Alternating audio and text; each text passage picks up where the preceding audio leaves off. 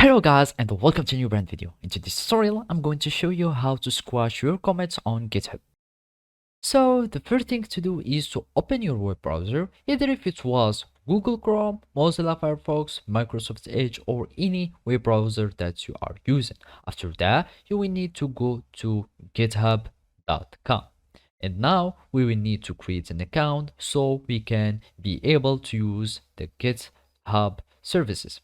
So basically all we need to do is to click on sign up and then it will redirect us to the sign up page. And now you need to add your email, then gmail.com or any other email that you are using. You click on continue, you create a password. So if it was anything like that, you click on continue and then you will add a username, for example whatever the username was.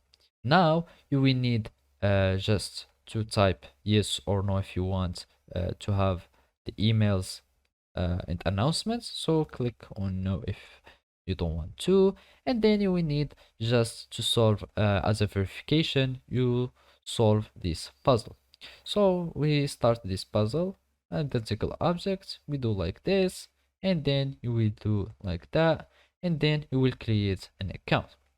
So basically after you create an account, all you need to do is to verify your email by having copying the code that will be sent to your email, and then you will just paste it here and you will be able to create a new account on GitHub.